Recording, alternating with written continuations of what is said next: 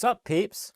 Welcome to part 12 of my telework tips videos, where I go over some tips and tricks for making your workday easier to get through, whether you're working from home or in the office. Actually, today's video is about how to talk to IT so that you get your problem fixed faster, whether you're emailing them or calling them, leave a voicemail, or you're talking to them on the phone. Because I've been in IT for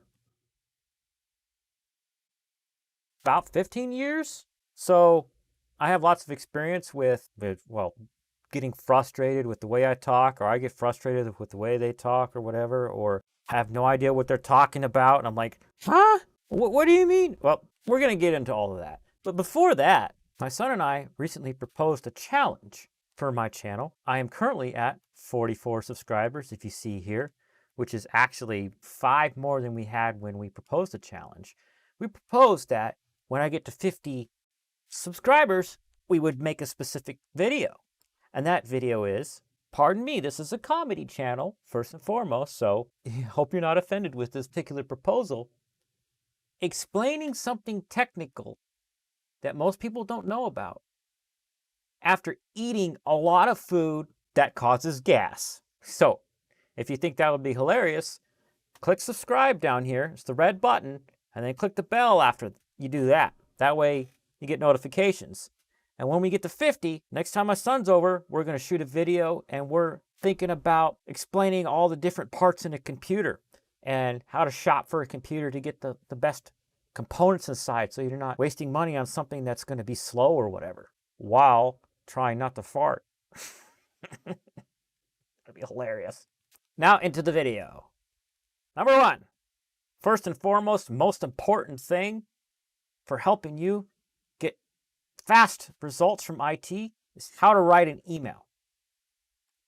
Usually, IT gets most of their communication sent to them via email, especially in an office environment. So look at this. This is my Outlook that I had to go through a bunch of hoops to configure to my Gmail so I can get it open, because I wasn't really using it before. But first tip is know the correct email address. I'm just going to put that in there as a placeholder.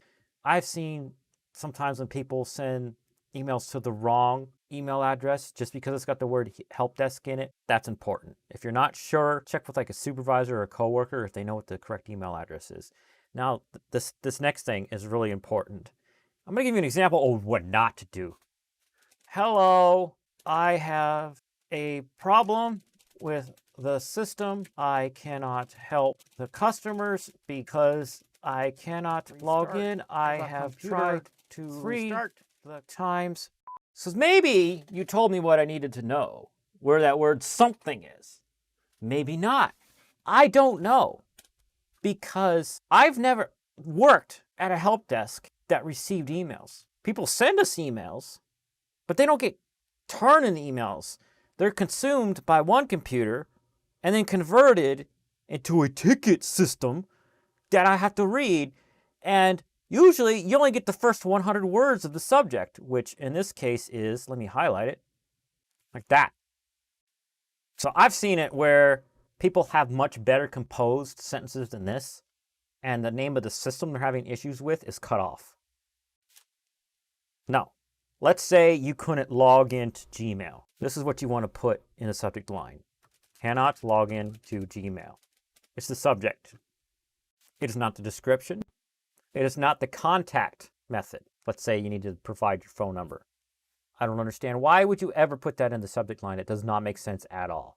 You want that in what's called the body. Now, you want to make sentences.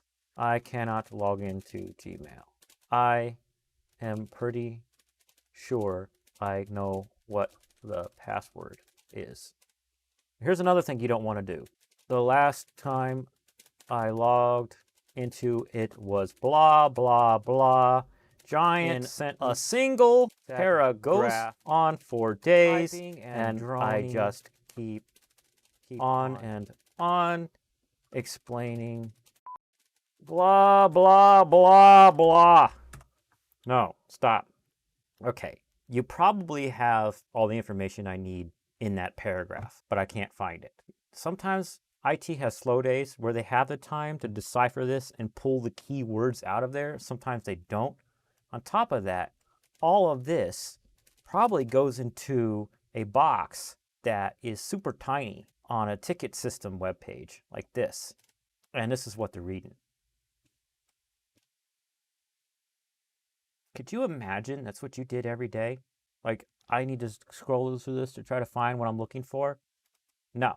Let's do a jump cut to a better example. All right, here's a better example. I've separated the thoughts into concise statements about each thought, into separate sentences, which are line broken. That's not a term. You put line breaks in between. Whatever. And then it's easy for IT to read. They go, oh, I can't log into Gmail. I'm pretty sure I know what about. Okay. Last time I logged in yesterday, my supervisor asked me to clear the cache, and I tried that. That gives IT a couple of ideas about what they're going to try next. Now, the next thing is you have to leave your phone number in email correspondences. If you don't leave that, they don't know how to contact you. I can be reached at my desk. The extension is 1234. If you're not going to be at your desk at a certain time, and I've seen this and I really appreciate this. Heart shapes to my viewers. If you do this, I love you. I will be at my desk from 11 a.m. through 1 p.m. and then I am leaving for the day, returning Monday, 06/29/2020. Ooh, there's no confusion about when I can reach you, you know? Now the next is like icing on the cake. It's like, oh, delicious vanilla cake with cream cheese icing. And also like words written on there like, I really appreciate you in those frosting tubes, you know, and those candy little figurines and stuff. That's what kind of icing on the cake this next part is you go up to the signature thingy, what's it? And you hit signatures and then you hit new and you're like, or you can type whatever you want actually. It's arbitrary, just so you remember which one's which. And you'd say like, Robert McDonald, guy on the YouTubes, Robert G. And then my phone number is 614-555-5555. And then you choose which email account over here to use. And when new messages, you hit the same one as you chose over there, and then you hit OK, right? So now every time you start a new email, it does that. And then while you still have this one open, you can just hit signature, boop, and it fills it out for you. Before I move to the next part, I have a couple of resources linked in the description below with really short articles about this term that I learned in high school when I was learning IT stuff called netiquette. Yeah, it's a real word. It's about etiquette on the internet. And these are short ones. They're only like short little blurb. And they'll help you with more details than I'm just going quickly over right here. Moving on to how to leave a voicemail. I'm going to give a good example and then a bad example. Hello, this is Robert Jean. I can be reached at 614-555-5555. I cannot log into my Gmail. I'm pretty sure I know my password. Please call me. I will be at my desk until 1 p.m. See that? Now I get voicemails sometimes like, hi, this is my Gmail don't work. I've been trying to use it. I can't use it. My supervisor something about the cache, but I don't know what that is. Can you help me up, Pearly? Please, really, I need to use it. Come on, guys. Come on, guys. I know you can help me. Please call me. Why won't you call me? Click. Like, how can I call you if I don't know your phone number?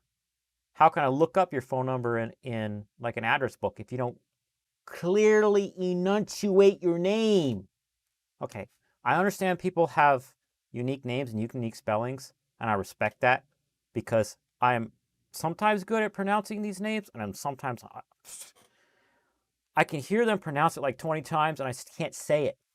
My mouth was not formed all the years I was growing up, learning the English language to say the vowels, consonant combinations that some other people, well, most other people, considering that most of the world isn't American, but if you say it clearly, I might be able to go in Outlook, in this to box and maybe type your name and find it. Just saying. Whoa. Oh, here's a quick note. And my eyes are going to be over here because I'm going to be reading my notes. This is just like a warning and FYI to y'all folks. No phone number left in the voicemail or email usually gets escalated to a supervisor to try to obtain the contact information. That supervisor may draw conclusions about the lack of contact information provided, such as they're trying to avoid getting the problem resolved, or they weren't where they were supposed to be during this scheduled time. You know how that goes. Don't draw attention to yourself is my point. You don't want that. Now, talking about communication. Say you're on the phone or you're responding to an email. Answer close-ended questions with close-ended answers. For example, is the computer on? When is the last time you changed your password? What is the name of the system you are trying to use? What program are you trying to open? If you're trying to resolve an issue, you should know the answer to these things. Not immediately. I get you. It might take you a second to try to remember the last time you changed your password. But this isn't asking you what time you got out of bed this morning, how old were you the first time you used a computer, or when's the last time you texted somebody on your cell phone and it wasn't your mom, and how upset was she, and did she have to text you about something that happened to your sister, or maybe someone broke into your house because your neighbor found out you had a really expensive stereo. That doesn't have anything to do with trying to fix your problem. It's actually just the problem. You can't log into something doesn't open right, or you're getting an error message or whatever. Don't go off on a long explanation. That's going to confuse the IT person. It's like, is the computer turned on? Yes or no, or I don't know.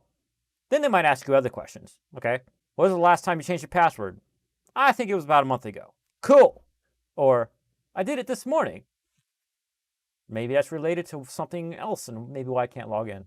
The next one is answer direct questions directly, which is a segue from previous one. Is if IT's asking you a specific thing about the software, they're not asking you about what led you to it not working.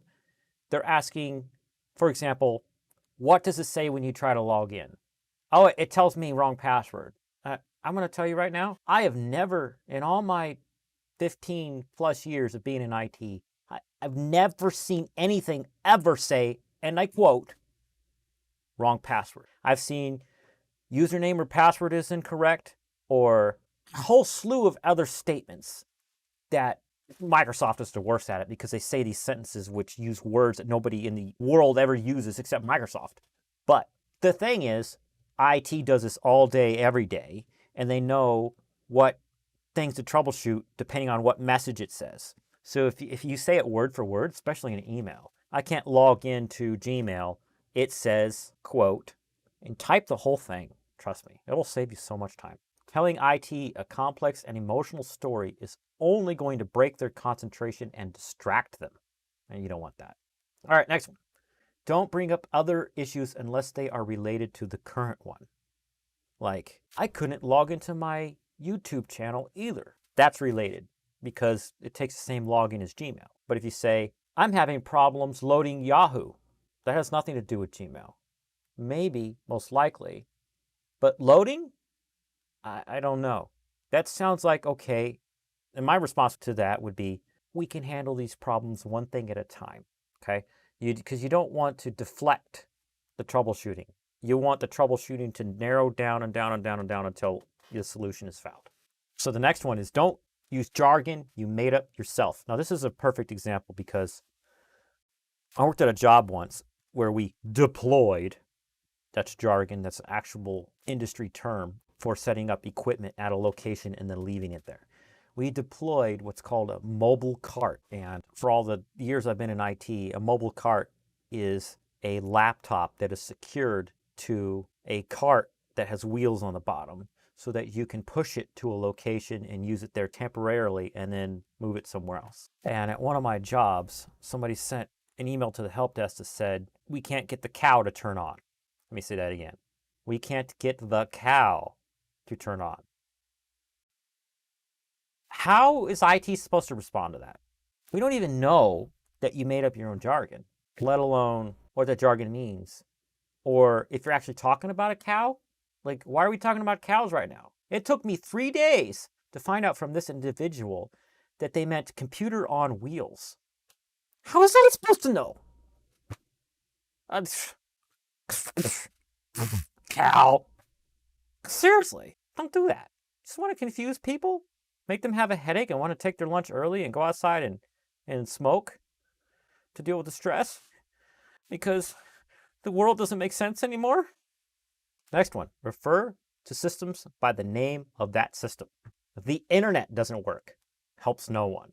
It actually decreases your work performance because you don't get in the habit of knowing what thing does what and how they're interrelated. So here's an example of a troubleshooting question that's in a flow chart in many IT jobs when we're troubleshooting the internet. Are you having this problem in all websites? And are you having this problem in all web browsers? So if you say the internet doesn't work, say you've got Internet Explorer, which is this icon down here, and you've got Google Chrome, which is this icon right here. Okay, if you've noticed, I've got Internet Explorer's homepage set to about blank, which is nothing. And I've got Google Chrome's homepage set to, Google. It's actually the default. If the internet's not working, it may just be the page that you're trying to load in Internet Explorer or Chrome. The home page, as it were, the first page it tries to load. What you need to do is go up into the address bar and try to go somewhere else. Like, for example, let's try to load YouTube. That loads. And then let's go over into Internet Explorer and try Google. That loads. Oh, and there's a weird message. Whatever. Go away, web page error. If I were reporting this, I would write all of this out into an email and say the box has line 61, error. Promise is undefined. Promise. Now here's another good one. Don't use an abbreviation that could be confused for something else. Here's a good example. I worked a job once where they had a program called CSS. I want to show you something. Okay, what is CSS? CSS introduction. What's that webpage say? Shut up, weird error. Okay, CSS stands for Cascading Style Sheets. CSS describes how HTML elements are displayed on a screen, paper, or other media. Long story short, CSS is one of the components of a web page. For example, the CSS on this page says this button is green, this button's green, that's green until I put my mouse over it and it turns black, etc. So this job that I worked at once had a program called CSS. That's confusing because let's say I'm trying to load my customer access database program, right? And it looks all funky. That's because the CSS isn't working on that page. But if you send me a ticket that says CSS isn't working, I don't know if you mean customer access database or if you mean some program that can be abbreviated as CSS. So it's important that if you have two things that are abbreviated as the same thing, that you spell it out for IT. Or if there's another abbreviation, use that. The next one is a special section called No Treasure Hunts. Okay? IT doesn't like treasure hunts. We're not here to look for treasure. We want a map with an X marks the spot. Say, I can't find my files. What? I can't find my files on the H drive. That makes more sense.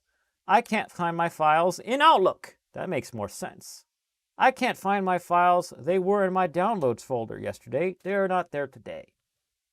Those are good examples. If you just say, I can't find my files, now IT has to ask you a series of questions. And you may get frustrated with them because they're not helping you find the files yet. Now, the next one's really important. Don't get emotional. This obscures the issue, clouds it, obfuscates it. This is one of the cases which is going to lead the IT person trying to help you to think that this is possibly a user error and not a system error. If you start getting all frustrated, raising your tone, or even crying, yelling, cussing because it's difficult. We all know it's difficult, but IT has this giant flow chart in their head. It could go 100 different ways. and now they're just lost. Wait, where was I? I asked you this, you said yes. I asked you that, then you went on the story about whatever.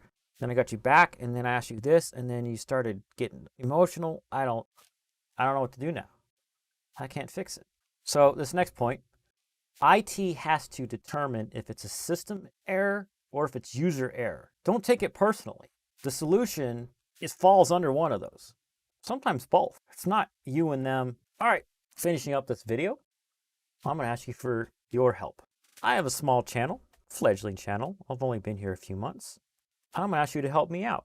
What I need you to do is comment below. If you have anything to add to this conversation, please do that in the comments so that my future videos will have even better content.